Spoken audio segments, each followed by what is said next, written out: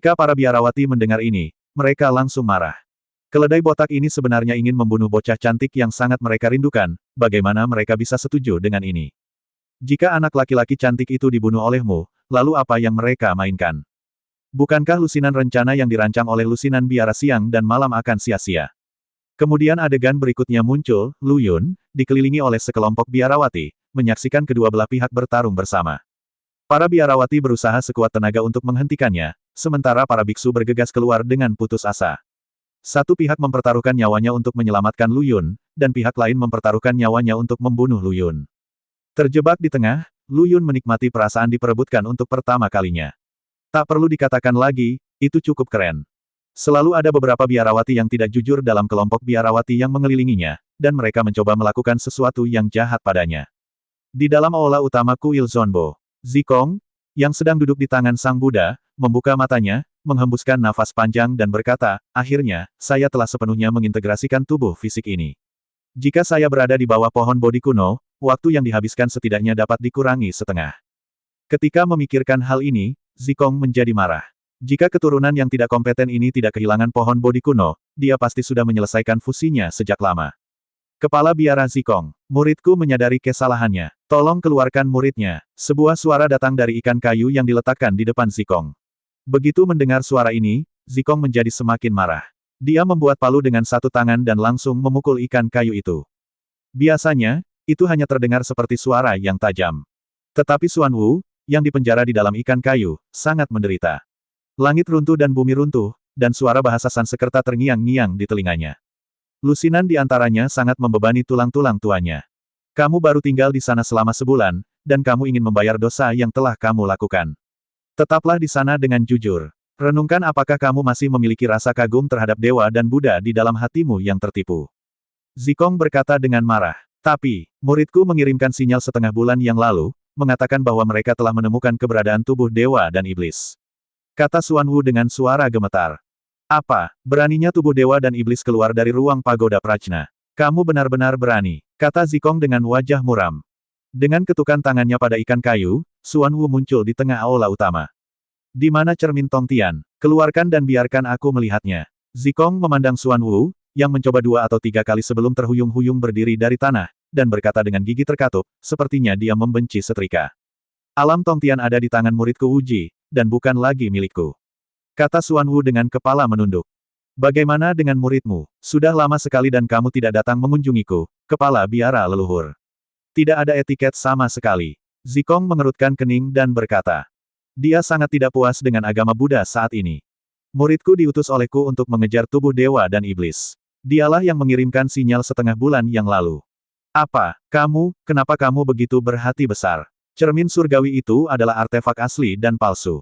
Jika jatuh ke tangan para dewa dan iblis, itu akan 1000 kali lebih buruk daripada pagoda Prajna. Petik 2. Zikong sekarang siap menamparkan Xuan Wu sampai mati. Xuan Wu merasa sedih. Jika Zikong tidak mengurungnya di dalam ikan kayu yang rusak itu, dia mungkin sudah membunuh tubuh dewa dan iblis sekarang. Anda masih mengobrol dengannya. Kenapa kamu masih berdiri di sana? Cepat memimpin jalan, desak Zikong dengan wajah muram. Meskipun Xuan Wu merasa sedih, dia tidak berani mengabaikan apapun. Zikong dan Zikong sama-sama orang kuat di negeri dongeng Daluojin, jadi kecepatan perjalanan luar angkasa jelas tidak sebanding dengan Lu Yun. Dalam sekejap, mereka sampai di bagian selatan tanah Donglai. Tapi ketika mereka keluar, mereka berdua tercengang. Keduanya benar-benar muncul di depan pintu biara Tao. Yang paling tidak bisa mereka terima adalah rangan cinta antara pria dan wanita yang datang dari dalam rumah. Apakah ini tempat di mana kamu mengatakan kamu menemukan tubuh dewa dan iblis? Zikong berkata dengan wajah gelap, sepertinya kamu tidak punya cukup waktu untuk bereaksi pada ikan kayu. Saat dia mengatakan ini, Zikong benar-benar mengeluarkan ikan kayu dari lengan bajunya yang lebar lagi, dan hendak memasukkan Xuan Wu lagi. Tunggu sebentar, Xuan Wu segera menghentikannya dan berkata, mengapa suara ini begitu familiar bagiku? Xuan Wu dengan cepat melangkah maju, mencelupkan air liurnya ke tangannya dengan terampil, dan menembus kertas jendela. Lihat gerakan halus itu, dia pasti penjahat perang kelas A. Ketika dia melihat kaki babi jantan dari Mahakarya Triple A ditampilkan di dalam rumah, Xuan Wu menendang pintu hingga terbuka. Kemarahan langsung mengalir ke dahinya. Kaki babi jantan ini tidak lain adalah murid kesayangannya, Wuji. Gerakan sebesar itu tentu saja mengejutkan kedua orang di tempat tidur. Wuji hampir marah, lagi pula, dia bersenang-senang. Saat dia hendak memasuki jalur sprint, dia begitu ketakutan hingga langsung layu. Namun saat dia melihat orang-orang bergegas masuk, amarahnya langsung hilang. Dia segera turun dari tempat tidur, berlutut di tanah dan gemetar, berkata, "Tuan. Tuan. Tidak terbatas. Apa yang kamu lakukan? Kamu. Xuan Wu hampir menarik napas dan membawanya langsung di punggungnya tanpa mengangkatnya. Zikong, yang berdiri di luar pintu, tercengang saat melihat pemandangan ini. Siapa saya? Di mana saya? Apa yang akan saya lakukan?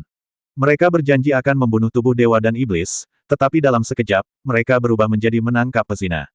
Namun yang dikagumi Zikong adalah di era ini, hanya bunga yang dimainkan. Pada zamannya, orang yang berani mencuri seks hanya berani keluar ke desa-desa terdekat, dan mereka akan ketakutan selama puluhan tahun. Hebat sekali, pria yang baik, biksu itu sedang mencari seorang biarawati. Kegembiraannya cukup besar. Ini adalah sesuatu yang bahkan tidak dapat mereka pikirkan saat itu. Tak disangka, kini ada yang benar-benar mempraktikkannya, yang bisa disebut model kekinian. Tuan, dengarkan penjelasan saya. Tuan, kami sangat mencintai satu sama lain. Wuji membenturkan kepalanya 2 kali hingga memecahkan lantai. Kembalilah ke master dan bantu muridmu. Aku akan memenuhi keinginan pamanmu. Xuan Wu langsung bersumpah, aku akan menyingkirkan binatang jahat sepertimu ini demi agama Buddha hari ini. Saat dia mengatakan ini, dia mengambil sapu yang ada di tanah dan mulai memukulinya. Ketika lelaki tua Sangwo melihat ini, dia ingin melangkah maju untuk memohon belas kasihan, tetapi ditampar oleh Xuan Wu dan terbang dengan 100% kekuatannya, tanpa syarat apapun. Dengarkan saja suara rentetan tembok runtuh di luar jendela. Sejak zaman kuno, biksu dan biksuni telah berselisih satu sama lain, apalagi biksuni yang merayu murid-muridnya agar melakukan kesalahan. Buah yang bagus. Saat Wuji hendak terbang untuk memeriksanya, Xuan Wu mendorongnya ke tanah dengan telapak tangannya. Sapunya hampir habis, tetapi Wuji tertegun sejenak, dan tidak ada cahaya Buddha atau energi spiritual yang melindungi tubuhnya. Namun semakin sering hal ini terjadi, Xuan Wu menjadi semakin marah. Bukankah perilaku Wuji hanya karena dia ingin dia mengungkapkan tekadnya? Haha, aku tidak menyangka anak ini menjadi kekasih, kata Zikong sambil tersenyum. Lu Bian, kamu tidak punya hak untuk berbicara di sini. Keluar dari sini. Bagaimanapun juga, Wuji adalah kepala biara periode pertama, dan dia memiliki kesombongannya sendiri. Tidak diragukan lagi, suara Zikong adalah ejekan terbesar baginya ketika dia mendengarnya. Tentu saja Wuji tidak tahu bahwa meskipun orang di depannya adalah tubuh Lu Bian, jiwanya adalah Zikong. Kalau tidak, dengan 10 keberaniannya, dia tidak akan berani mengatakan ini. Xuan Wu, yang awalnya memukul kepala Wu Jie, mendengar ini dan menamparkan dahi Wu Jie dengan sapu, membuatnya terbang menjauh. Beraninya kamu, bagaimana mungkin kamu, seorang bajingan, berbicara dengan kepala biara Zikong? Xuan Wu sangat marah sehingga dia tidak bisa mengeluarkannya. Kepala biara Zikong. Kepala biara Zikong itu, his. Wuji menghirup udara dingin, dan Bang membenturkan kepalanya ke tanah 2 kali. Kepala biara generasi ke-16 dari kuil Zunbo adalah orang berdosa tanpa batas. Saya memberikan penghormatan kepada leluhur Zikong. Baru saja, Taisan kecil, yang memiliki mata tetapi tidak dapat melihat, menyinggung perasaan Anda. Wu Jie merasa sedih di hatinya. Aku ketahuan mencuri sesuatu oleh tuanku, tapi aku tidak mengatakan apa-apa saat itu juga. Aku malah menyinggung Zikong, yang bahkan lebih kuat dari tuanku. Sungguh sial sampai gigiku dipenuhi air liur. Kamu masih berani meminta maaf. Dasar penjahat. Xuan Wu sangat marah dan kedinginan. Bagaimana saya bisa mengajar murid yang tidak berguna seperti itu? Izinkan saya bertanya. Anda mengirimkan sinyal bahwa Anda menemukan tubuh dewa dan iblis. Di mana dia? Wuji tidak bisa berkata-kata dan kepalanya terbentur tanah 2 kali. Berhentilah bersikap cerewet dan katakan dengan cepat. Desak Xuan Wu. Aku berpikir dalam hati, ini adalah kesempatan bagus untuk menebus kesalahan, jadi jangan membuat kesalahan apapun. Apakah kamu punya sperma di otakmu dan tidak bisa memahami perkataan orang? Aku memintamu untuk berhenti bersujud. Bisakah kamu murid jahat. Xuan Wu sepertinya menyadari sesuatu dan menendang Wuji ke tanah. Tunggu sebentar, kata Xuan Wu setelah Zikong minum dan ingin melanjutkan, apakah ada biksu lain dari kuil Zunbo di selatan tanah Donglai? Dia baru saja merasakan secara samar aura telapak tangan yang maha pengasih dan pengasih, yang merupakan rahasia unik kuil Zunbo. Tanpa menunggu jawaban Wu Jie, Zikong langsung masuk ke ruang di depannya dan masuk. Lu Yun juga menyaksikan kebangkitannya. Meskipun Wu Neng dan yang lainnya mengandalkan pengalaman praktis dan keunggulan alam mereka yang kaya untuk menjadi tak terkalahkan pada awalnya, mereka tidak tahan dengan kerumunan biarawati. Di bawah taktik laut manusia, Wu Neng dan yang lainnya menderita berbagai tingkat cedera, dan hampir setengah dari biksu tewas dalam pertempuran di bawah serangan sengit para biarawati. Wu Neng memandangi para biarawati di sekeliling yang memandangnya dengan penuh semangat, mengeluarkan seteguk darah, dan berkata, "Sialan. Sepertinya aku ditakdirkan untuk mati di sini hari ini. Saudari, bunuh keledai botak ini. Balas dendam saudara perempuan yang sudah mati." Sepatah kata keluar dari kelompok biarawati, memicu pertarungan yang sedikit tenang lagi. Ketika Lu Yun melihat pemandangan ini, sudut mulutnya sedikit terangkat, dan gumpalan api keluar dari mulutnya. Suara wanita yang ramping dan tajam tadi keluar dari mulutnya. Lu Yunlah yang menggunakan api aneh untuk menirunya. Melihat biksu dan biarawati itu berjuang bersama lagi, Lu Yun bisa pergi dengan tenang.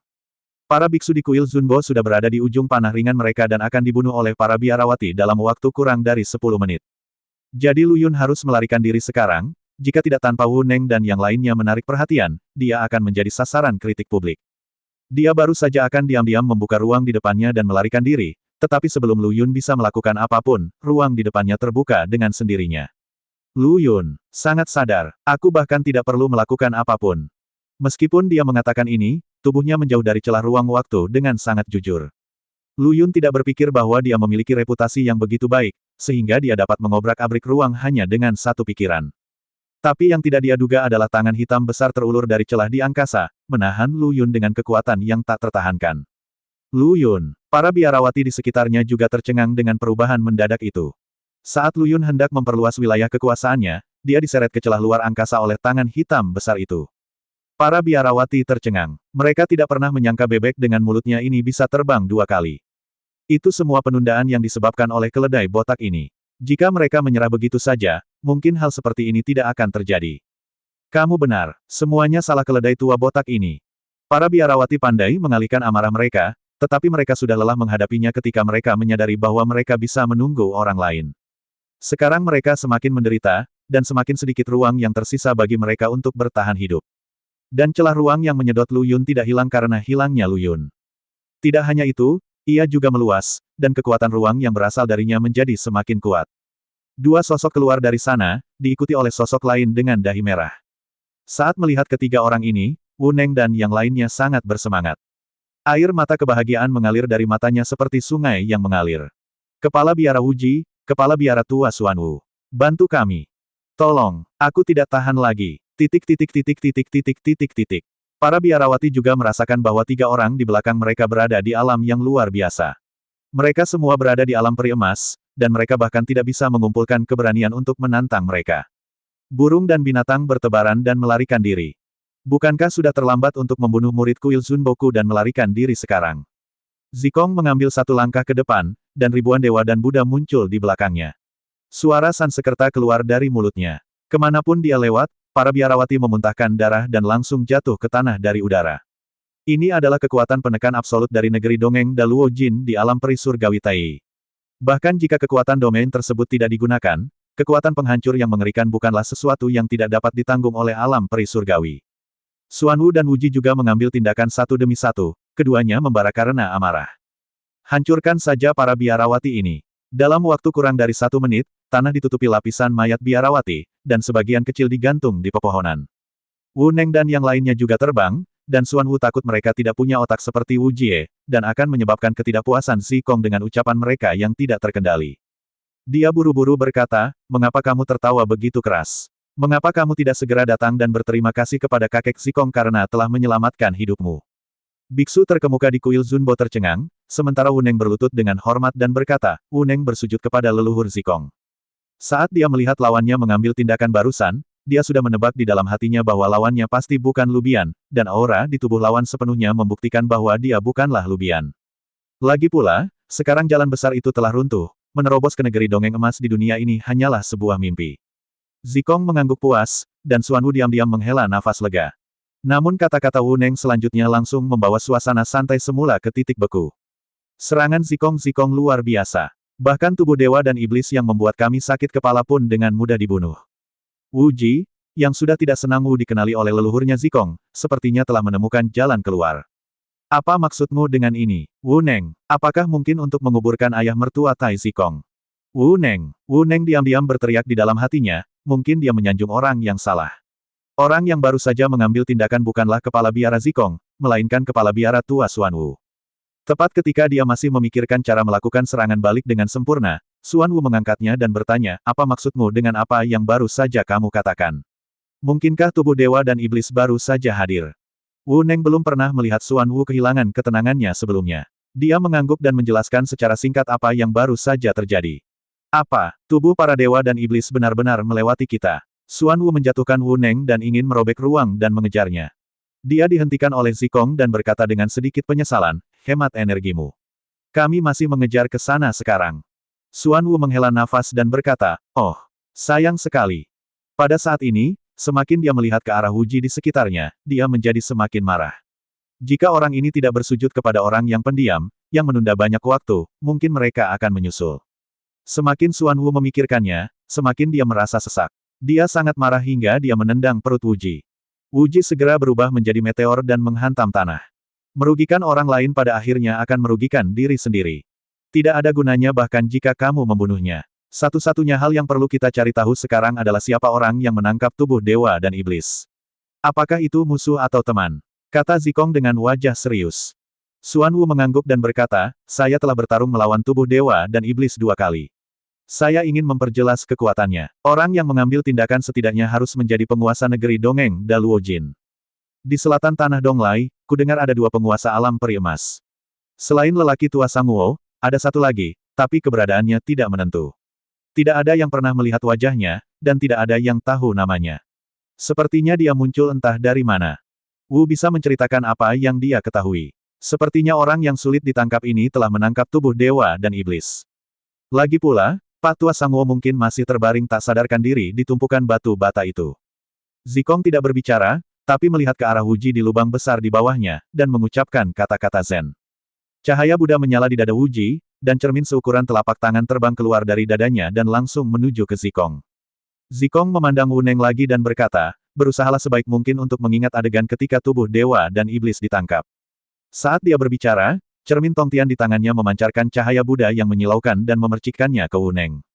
Namun seiring berjalannya waktu, Tongtianjing tidak menunjukkan reaksi sama sekali.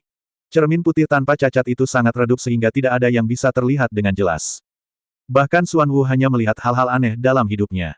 Apa yang terjadi? Patriark Zikong. Sepertinya orang yang menyelamatkan tubuh para dewa dan iblis bukanlah masalah kecil. Zikong berkata dengan ekspresi serius, kemungkinan besar tubuh para dewa dan iblis sudah tidak ada lagi di Donglai.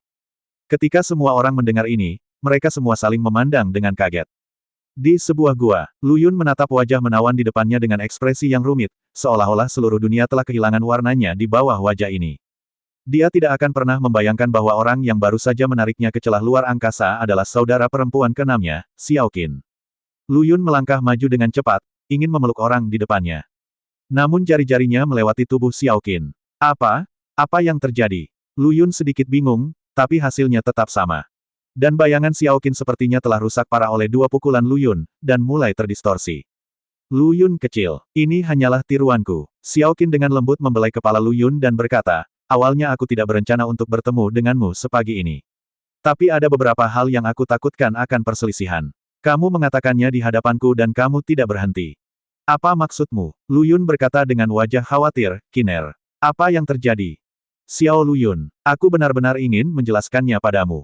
Tapi Mina punya terlalu banyak waktu. Bayangan Xiao Qin begitu terdistorsi hingga menghilang, dan suaranya tiba-tiba berhenti. Kiner, Kiner, ada apa denganmu? Jangan menakuti aku. Lu Yun meraung, kekhawatiran di matanya hampir meluap. Bayangan Xiao Qin tidak lagi muncul, tetapi suaranya sesekali bergema di dalam gua. Xiao Lu Yun, ingat, sebelumnya, terobosan, negeri dongeng emas. Pastinya, jangan, kembali, angin barat, tanah angin barat. Kalau tidak, hanya, itu akan merugikan Liu Yaner. Kiner, kenapa kamu tidak membiarkan aku kembali ke negeri angin barat? Apa yang terjadi di negeri angin barat? Kiner, jawab aku. Lu Yun meraung di dalam gua. Tapi kali ini aku tidak menunggu jawaban Xiao Qin. Ini membuat hati Lu Yun menjadi kacau. Lu Yun sangat tidak sabar. Tidak, aku harus segera kembali ke negeri angin barat. Saudaraku, apa yang dikatakan aktor tadi? Apakah kamu menutup telinga terhadapnya? Suara RH terdengar di benaknya. Lu Yun mengerutkan kening dan berkata, bagaimana kamu tahu bahwa saudara perempuanku yang keenam terkenal dengan aktingnya? Apakah kamu memata-mataiku dan kehilangan ingatanku? Suara Lu Yun begitu dingin sehingga RH, yang sedang berbaring tengkurap, tidak bisa menahan gemetar. Akting apa? Akting macam apa? Aktor ini pasti lebih baik dari aktor. Kakak laki-laki menjelaskan, alasan mengapa orang yang tadi disebut aktor adalah karena dia mengembangkan bayangannya secara ekstrim dan bahkan mengembangkannya menjadi individu yang mandiri.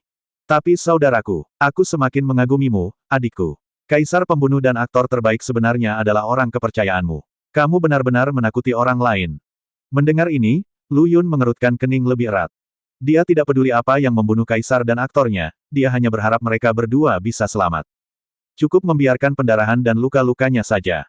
Saudaraku, aku tahu kamu pasti khawatir sekarang, tapi kamu harus mendengarkan nasihat aktor. Lu Yun mengetahui hal ini, tetapi semakin sering hal ini terjadi, semakin dia tidak bisa melepaskannya. Benar, kakak keenam mengatakan bahwa selama aku menerobos alam peri emas, aku bisa kembali, ya. Menerobos alam peri emas, Lu Yun bergumam dengan gila seolah-olah dia telah meraih pukulan terakhir. Pada saat ini, di sebuah rumah di atas awan, Xiao Qin perlahan membuka matanya, dan seteguk darah muncrat dari mulutnya. Wajah kecil tampan itu tiba-tiba kehilangan kilaunya. Xiao Qin berusaha sekuat tenaga untuk menahan diri dan bergumam pada dirinya sendiri, baru saja disentuh 2 kali oleh bayangan Xiao Lu Yun, ada reaksi balik yang begitu kuat. Ini benar-benar jalan surga, ini semakin gila. Tapi untung beritanya sudah tersampaikan. Kalau tidak, akibatnya akan menjadi bencana. Fiuh, seteguk darah muncrat dari mulutnya dan berkumpul di sungai berwarna merah darah di tanah. Jelas ini bukan pertama kalinya Lu Yun muntah darah. Ayo lagi, Lu Yun, yang wajahnya sepucat kertas, berteriak. Suara dentang pedang di sekujur tubuhnya muncul kembali, dan Lu Yun siap untuk memulai dengan kendo yang paling dia kenal, mencari kesempatan untuk menerobos negeri ajaib Luo Jin besar dalam satu gerakan. Namun hasilnya tidak memuaskan. 2 bulan berlalu, dia tidak hanya mengalami stagnasi, dia juga menderita luka di sekujur tubuhnya. Semua batu spiritual yang dia kumpulkan sejak pergi ke alam atas terbuang sia-sia. Itu membuat hatinya yang sudah tidak sabar menjadi semakin jengkel. RH membujuknya, saudaraku, jika kamu terus keras kepala seperti ini, kamu akan memuntahkan semua darah di tubuhmu. Alam surgawi yang rusak saat ini tidak memungkinkan lahirnya negeri dongeng emas baru sama sekali. Jika tidak, Anda akan berpikir bahwa energi spiritual di alam atas begitu melimpah sehingga puncak negeri dongeng surgawi ada di mana-mana, dan bahkan ada setengahnya, langkah negeri dongeng emas. Mengapa hanya ada sedikit tempat seperti negeri ajaib emas ini? Karena jalan surga yang rusak inilah ia tidak dapat lagi mendukung kelahiran negeri dongeng emas lainnya. Tidak bisakah aku melakukannya di dunia Flame Mountain dengan hukum yang lengkap? Lu Yun berkata dengan lemah. Dia sangat lemah, seperti orang tua yang setengah terkubur di dalam tanah. Dunia gunung api pada dasarnya adalah bagian dari dunia atas. Karena api yang aneh, dunia ini telah menjadi ruang kecil yang mandiri. RH menjelaskan, meskipun dunia Flame Mountain ada di tanganmu, kakak, di dunia ini, ia masih dikendalikan oleh hukum surga. Lalu ruang di mana pagoda Prajna berada juga. Sama, RH memberikan jawaban tegas, memadamkan secercah harapan terakhir di hati Lu Yun. Kalau begitu menurut apa yang kamu katakan, RH, aku tidak akan bisa menerobos ke alam abadi emas sama sekali. Lu Yun berkata dengan putus asa. Bukan itu masalahnya, sekarang hukum surga telah runtuh, kendali atas dunia gunung api tidak terlalu kuat, saudaraku. Kamu dapat mencoba mencari tempat di mana hukum surga telah runtuh paling parah. Pada saat itu, hukum surga akan memiliki lebih sedikit kendali atas dunia Flame Mountain. RH tak lupa menambahkan di akhir, saudaraku. Ini murni pendapat pribadi saya. Saya tidak tahu situasi sebenarnya. Kalau begitu RH, izinkan aku bertanya padamu, di manakah keruntuhan Dao Surgawi yang paling serius sekarang? Lu Yun berkata dengan serius. Sepertinya dia sama sekali tidak mendengar kalimat terakhir RH. Namun nyatanya, Lu Yun mendengar semuanya, dan dia mendengarnya dengan sangat jelas, tapi apakah ada cara lain sekarang? Memperlakukan kuda mati sebagai dokter kuda yang hidup selalu lebih bermanfaat daripada duduk di sini tanpa melakukan apapun dan khawatir. Terlebih lagi, batu spiritual di tangannya telah terbuang sia-sia selama lebih dari 2 bulan. Sekarang pikirkanlah, Lu Yun masih merasa sedikit sakit.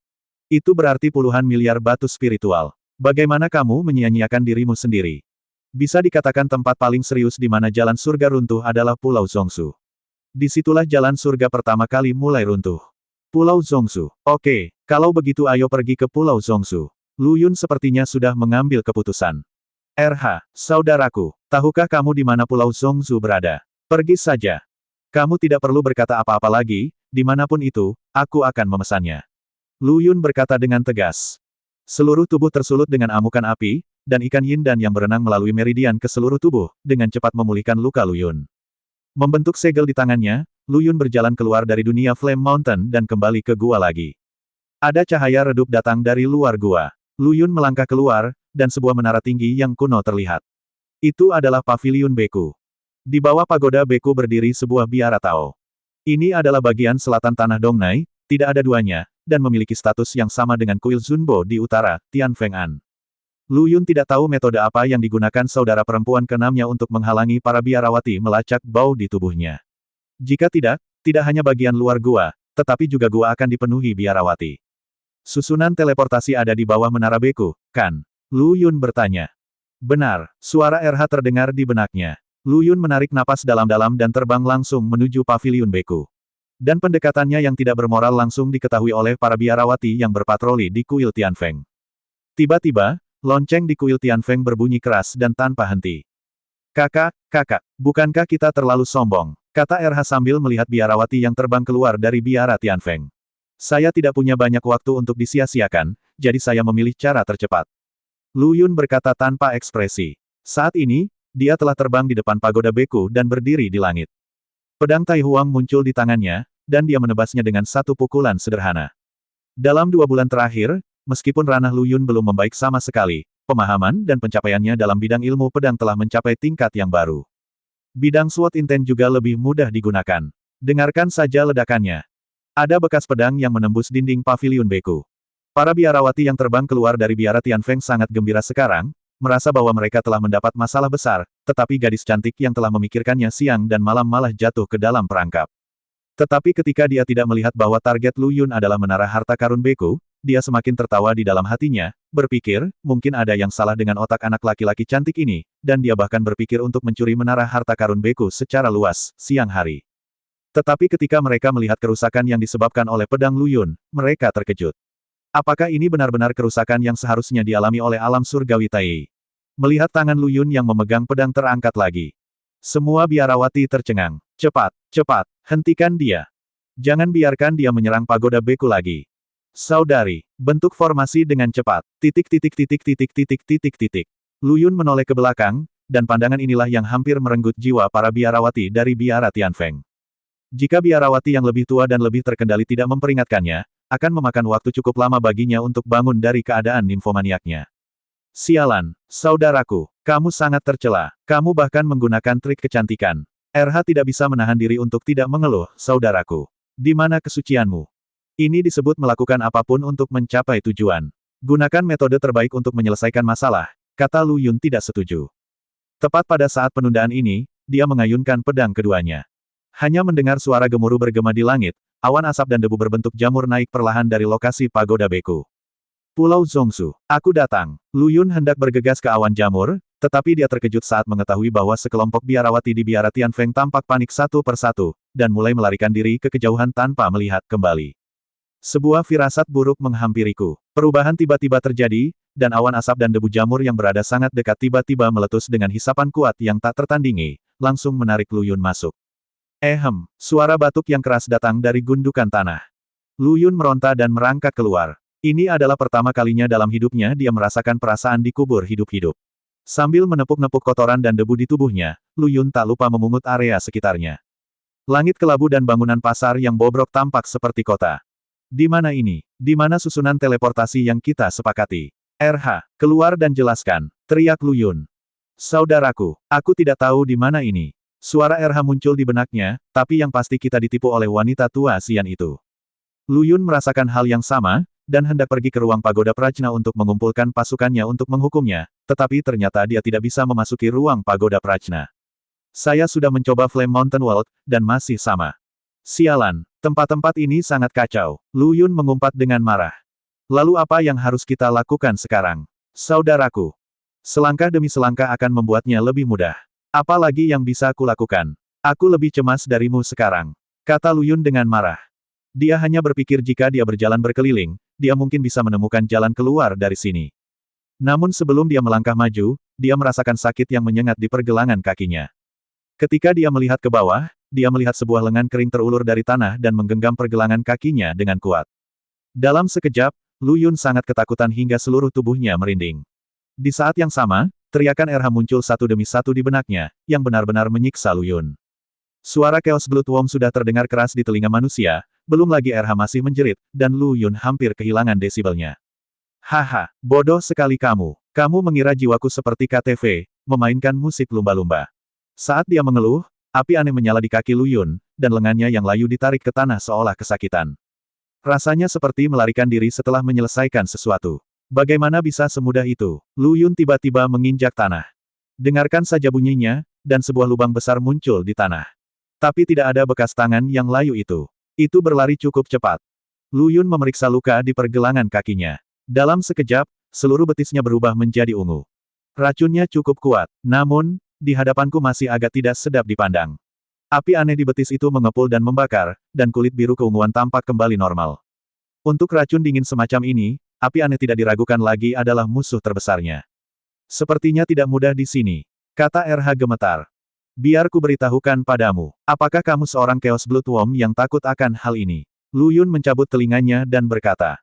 Sama seperti suara RH tadi, telinga Lu Yun masih berdengung sekarang. Dan itu dari dalam keluar. RH berkata dengan malu-malu, hei, kakak, sungguh serangga, dia selalu menggunakan apa yang dia takuti. Lu Yun memutar matanya dan tidak memperhatikannya.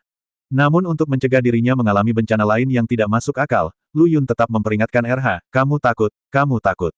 Jangan kaget, kalau tidak kamu akan menanggung akibatnya. Pasti lain kali. Pastinya RH juga tahu kalau dia salah sekarang. Jeritan memecah pembicaraan antara satu orang dan satu serangga. Saudaraku, sepertinya para biarawati itu juga tersedot. Lu Yun berkata dengan marah, meskipun telinga kakak tertuamu berdengung berkatmu. Tapi kakak tertuamu, aku belum tuli. Aku bisa mendengar. Tepat ketika dia hendak terbang untuk menyelidiki, dia menemukan bahwa terbang dilarang di kota asing ini, dan bahkan sepatu bot Fei Yun di kakinya tidak membantu. Lu Yun tidak punya pilihan selain menabraknya. Untuk mencegah situasi ini terjadi lagi, dia secara khusus menempelkan lapisan tipis lapisan api pada dirinya sendiri. Ketika Lu Yun tiba setelah mencari suara itu, pemandangan di depannya hampir membuat perutnya mual. Tiga sosok hitam pekat dengan rakus memakan seorang biarawati. Mulut mereka yang bertaring mengeluarkan suara berderak saat mereka mengunyah tulang. Salah satu dari mereka sedang memegang sesuatu di tangannya yang telah dia keluarkan dari perut biarawati itu mulutnya.